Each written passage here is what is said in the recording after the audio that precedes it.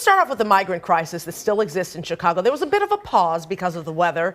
We know that Governor Pritzker asked Governor Abbott in Texas not to send the migrants because of the bitter cold, but there's still an issue. We know that Brandon Johnson was in D.C. today asking for more federal help. Where do we stand right now? Well, where we stand is at that stalemate, Micah. I mean, you're right. Pritzker sent that letter last week. I've read the letter. Pretty scathing. I mean, it's really tight, tough on Abbott saying, stop this cruelty.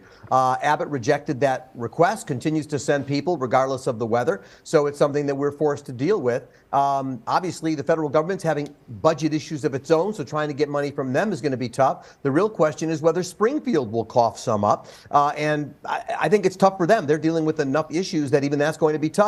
The city budget, as you know, cut back $50 million on the expected cost that it would be, I think, because Mayor Johnson was expecting help from the city and from the state and from the feds. So it's tough. It will continue to be tough. But, at this point, they're all in and they got to figure out a way to resolve it until the issues at the border are resolved, which is a federal issue. What about the issue in Pilsen, the Pilsen shelter, which may have led to what happened to the 5-year-old's death? Yeah, well, and as you know, there were some emails uncovered there, showed people know what's going on. But look, here's the bottom line. There's no surprise, I think, that the administration knows that there are some problems at some of these shelters. There are issues. Their answer to all of that is we're addressing it. We're trying to deal with it. I think the problem is that the people are coming in so fast and there are so many to deal with, they can't keep up with the needs, especially with people showing up. And as Mayor Johnson had said in one of his emails or his staff's emails, some of these people are coming here ill. And then we're forced to deal with it. So there's no magic answer to it other than to say the flow has to stop, and that flow doesn't stop until it's addressed down at the border, which Congress is fighting over right now. Well, let's talk about the presidential race. The headline tonight, Senator Tim Scott, former presidential candidate himself, endorsed Trump, who won big in Iowa this week, but he did it over Nikki Haley. What do you read into that snub? Is it something that he is angling for maybe a vice presidential pick from Trump?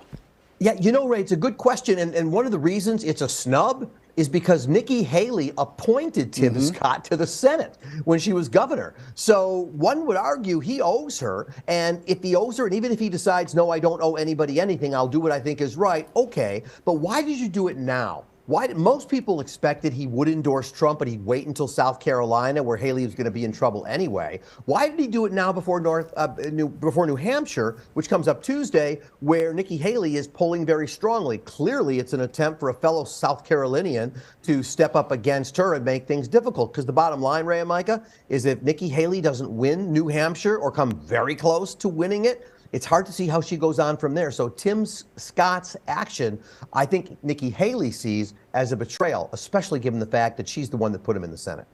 What can you tell us about these allegations against Georgia DA Fani Willis in the Trump case? Apparently from what we're hearing, she hired her lover to be, who's married, by the way, to be on Trump's, in his case. But isn't that kind of murky? How can this be a problem for her? It's like a soap opera or a movie, right? Yeah. First of all, we don't know the facts yet, Micah, as you know. There's going to be a hearing on February 15th, and that's when they will come out. And by the way, Georgia televises its proceedings, so this might be something we're allowed to watch. We'll find out whether the judge permits it. But the bottom line here is, look, here's the thing. If these two lawyers, Fani Willis and the lawyer she's supposedly having this affair with, if they were on opposite sides of the case, like he represented Trump, you have real ethical issues, huge ethical issues. This still is bad. Appearances look terrible, but they're on the same side of the case. But what about the allegations against Trump and all of his things that he did with, with the stripper and all this other stuff? Why aren't we talking about that? Why is this an issue? Because she allegedly hired her lover. Because it's some of the defendants in that case who are making it an issue and who are bringing it to the forefront. But by the way, one of the things that you mentioned is sort of important here, which is whatever happens here and whatever Fani Willis is or isn't doing with this member of her prosecution team should have no effect on the Trump prosecution, and not just Trump, but the several people that are being prosecuted in Georgia. Right now, there's a motion by several of the defendants saying you got to drop this case because what she's doing is inappropriate. If it turns out that it's inappropriate, she might have to step down from the case. The judge may step in and require some things, and ethics may require it, but it's got nothing to do with the prosecution against Trump and the other allies. That will continue, whether it's under Fani Willis or somebody else. Could they dismiss this case?